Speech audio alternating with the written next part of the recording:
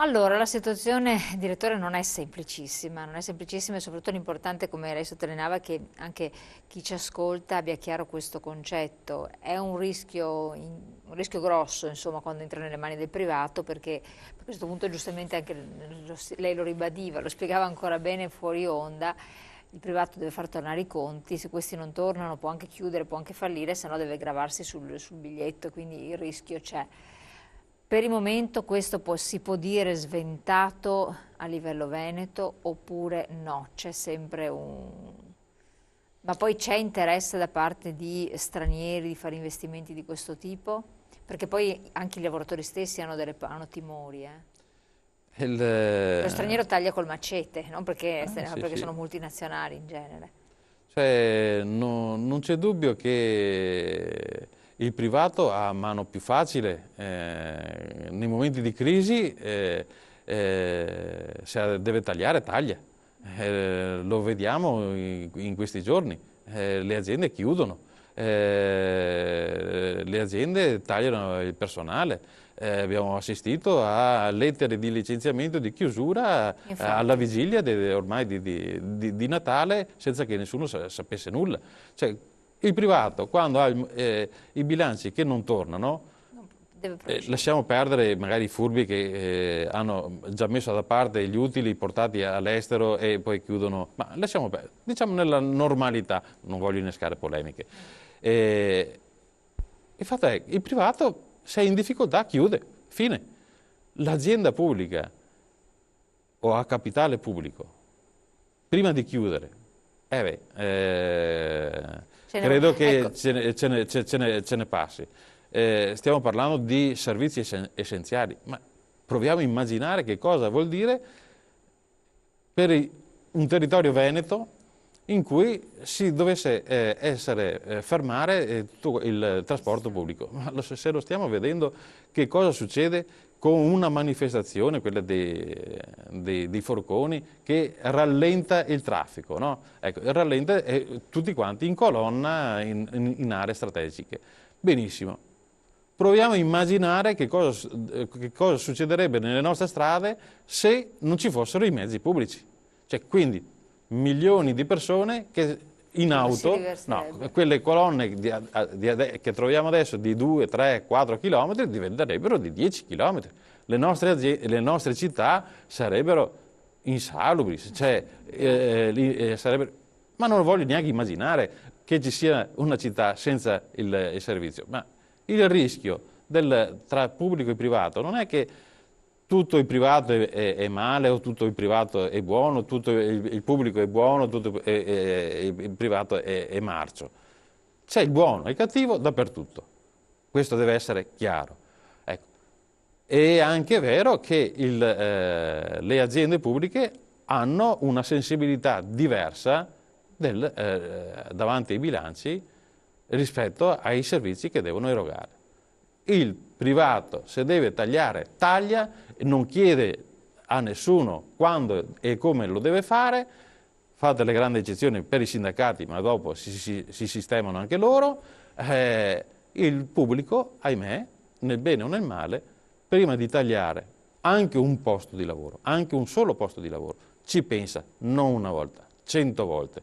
E non abbiamo mai visto aziende pubbliche che licenziano. Al massimo non rimpiazzano persone che vanno in pensione, che è una cosa diversa.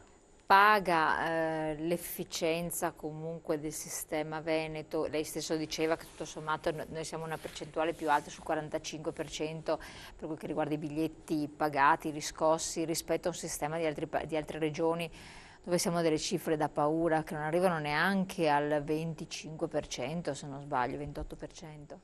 Quindi la virtuosità dei cittadini paga o come in altre situazioni, ai noi, È cioè lo abbiamo un stesso, credito maggiore? è lo stesso sistema che c'è per la sanità. Non paga, La sanità perché? del Veneto è una delle 3 regioni più virtuose a livello nazionale. Nel Veneto le aziende pubbliche dei trasporti sono le più virtuose in assoluto di tutte le regioni, è la prima regione più virtuosa in tutta Italia.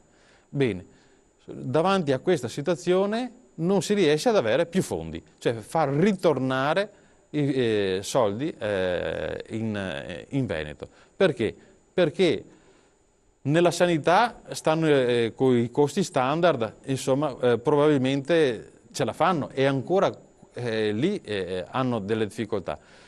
Nelle aziende di trasporto non c'è ancora, ci stiamo lavorando con la Regione per mettere a posto il sistema del calcolo dei cosiddetti costi standard, e quindi non i costi storici, e quindi il trascinamento di calcoli che non hanno più senso di essere presi in considerazione, e questo ci penalizza. Sì, ci penalizza, perché davanti a un recupero del biglietto 10 punti percentuali sopra a quanto previsto dalla norma nazionale, i 250 milioni all'anno che lo Stato trasmette alla Regione Veneto, minimo dovrebbero essere un 10% in più ogni anno. Invece stiamo registrando, almeno da 7-8 anni a questa parte, un taglio del 10-15% del fondo.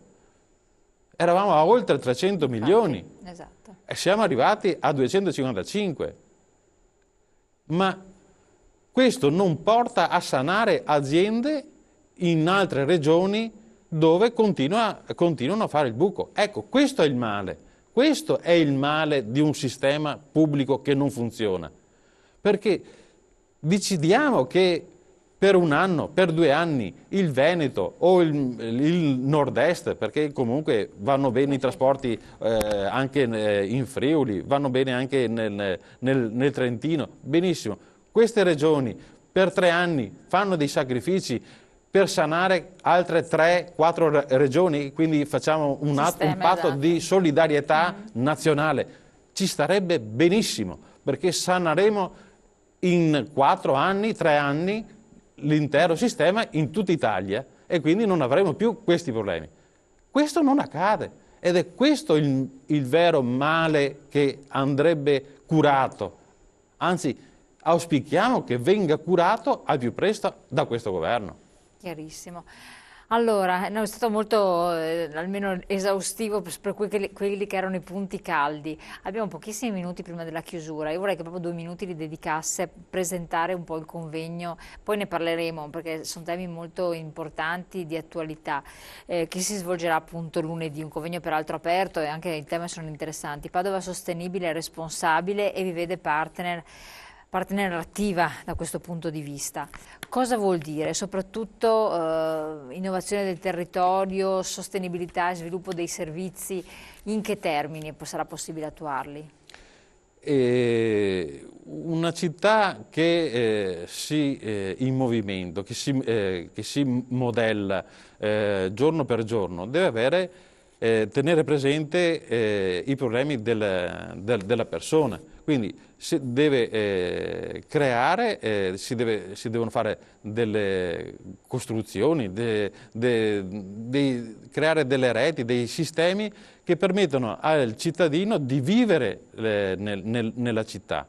Ecco perché siamo impegnati almeno negli ultimi 4 anni a lanciare questo messaggio forte che la città deve essere vivibile, deve avere uno sviluppo cosiddetto sostenibile, perché deve da una parte fare i conti con i bilanci, quindi con i soldi, la sostenibilità di uno sviluppo che comunque sia veramente a portata di uomo. Ecco perché da parte nostra i servizi devono essere i più qualificati possibili, quindi devono aumentare di qualità e mettere nelle situazioni che il cittadino possa fruire della migliore qualità del servizio al costo più basso. E il costo più basso vuol dire anche avere costi di gestione delle aziende più adeguati al territorio, nel senso che se c'è un margine anche piccolo di utile, questo deve essere reinvestito nella città.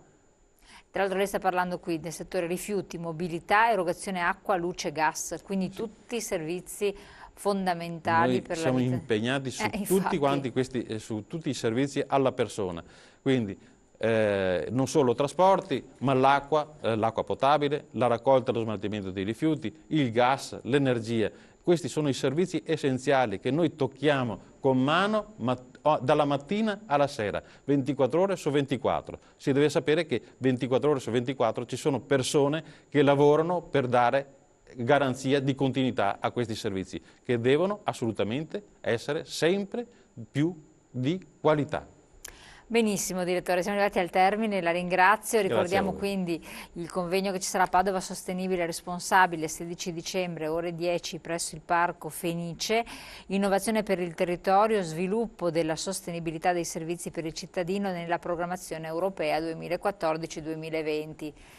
Faremo anche un approfondimento relativamente a questo perché ci sono delle scadenze molto importanti che vedono coinvolte le pubbliche amministrazioni, quindi con servizi, con tutti questi servizi in prima linea, parleremo anche delle progettualità, seguiremo naturalmente l'evento per voi per rendervi partecipi e consapevoli di questo perché effettivamente altrimenti tante cose vengono fatte, si fanno dei passi avanti, però chi non le conosce pensa ancora che le cose non funzionino perché vengono portate a conoscenza solo quando ci sono le lacune o le pecche o qualcosa non va. Bisogna anche parlare in senso positivo e costruttivo e mi sembra anche doveroso farlo. Ringraziamo di essere stato qui con noi il direttore, ringraziamo a voi di averci seguito e noi come sempre ci ritroviamo lunedì.